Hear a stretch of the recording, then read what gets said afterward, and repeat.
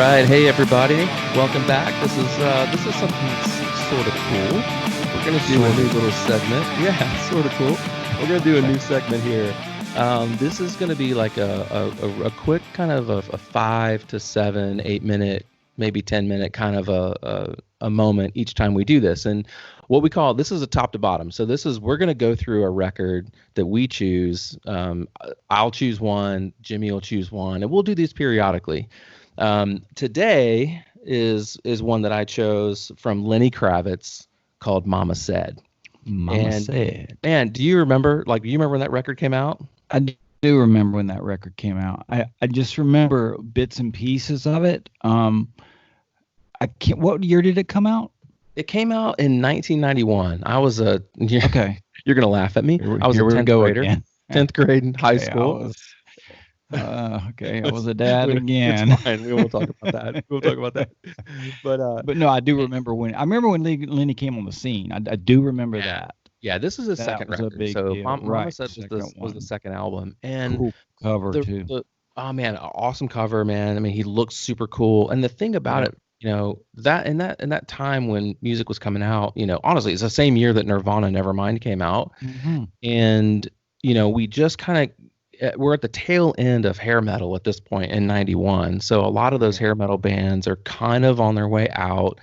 Firehouse had just put out their debut record in 91, so they were really kind of like making things work. Actually, I think they came out in 1990.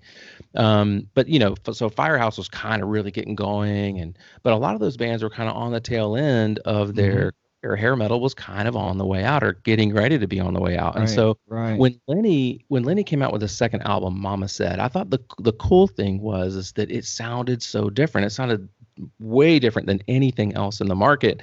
And he had this huge throwback to like the 60s and 70s. You can tell he was heavily influenced by Jimi Hendrix and that whole era. That's right. Very And much. So he had the hippie vibe going. I mean, he had that Yeah. whole 60s, early 70s, that psychedelic kind of look that he had that whole Yeah, it vibe was- going on. I mean, music was very analog and just really warm. I mean, all the tape, they used, there wasn't a whole lot of digital recording happening Right. on this record. And the thing that I remember, because, back then you didn't really have the internet to go to for information or, whatever. So you would read about things in magazines, or quite honestly, you would just read the liner notes, and I remember the first thing I bought was the cassette. So I had the cassette because, at the time, I think I was probably 91. I was probably 15. And so I didn't have my driver's license yet. So I wasn't, in my own car, like whatever. But at my house, that's what I would typically listen to at that time was cassettes. And so I bought the cassette. I remember reading through the liner notes going, well, who played this? Who played that? Who produced it? Right. And as I'm reading Absolutely, through, I'm man. like, dang, Lenny Kravitz produced it. Lenny Kravitz played drums. Yes. Lenny Kravitz played bass. Lenny Kravitz played guitar.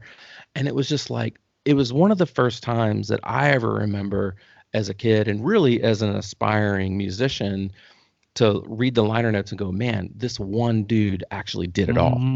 Played everything. Kind of like Prince, man. Yeah, Prince man. did that, and it's almost like you can. And there's influences, obviously, Yeah. too, with Lenny and Prince, because he played. Here's a little thing. He played with Prince a lot. He on that one concert video Prince put out. Lenny came on and played with him, and Oh, wow. I can't remember. Raven to the Year Fantastic. That was the name of the video.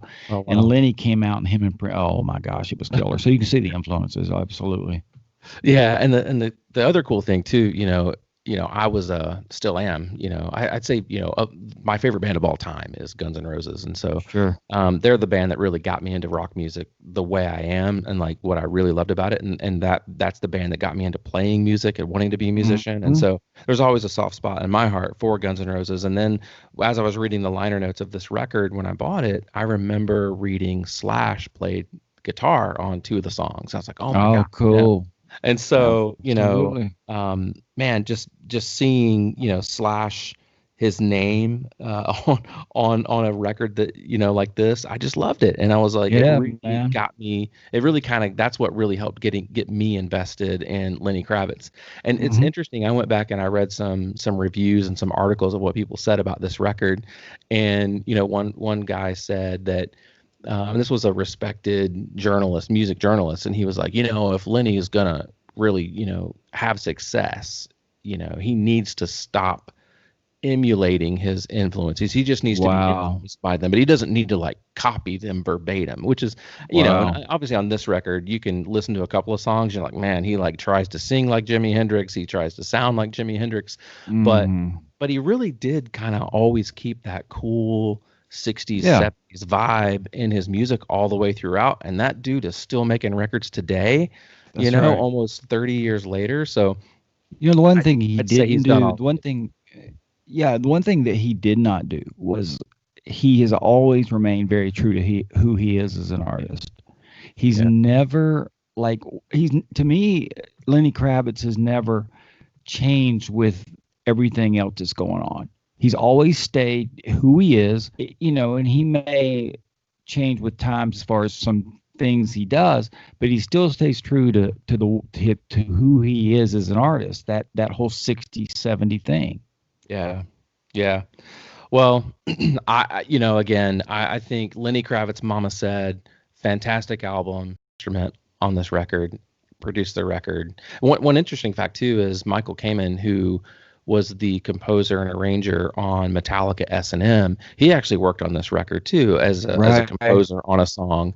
Which is really cool to think about. It's like, man, that dude did a freaking massive Metallica record, and also worked on a Lenny record as well. So I just thought it was fantastic. It was just a cool record for me to listen to top to bottom. Every song is amazing. I mean, it's just a really, really great record. And man, I would encourage our for me, man, it's probably Always on the Run. Okay. That's kind of where the title of the record came from that song. It's one of the songs Slash played lead on. It's a great song. And then I really love Stand By My Woman. I think that's a great track as well. Yeah. One of my good friends in Nashville is a big writer that you've known him for a long time. And his name is Brian, and Brian and Steve own a publishing company in Nashville. And Steve was a co-writer on that song you just mentioned. So yeah. It's a pretty cool thing. Yeah, I knew he wrote on it. I don't know him. And I know he's in Nashville. Yeah, I thought you'd met him before. Man. Okay. Well, it's a cool thing to have a song on a Lenny Kravitz record.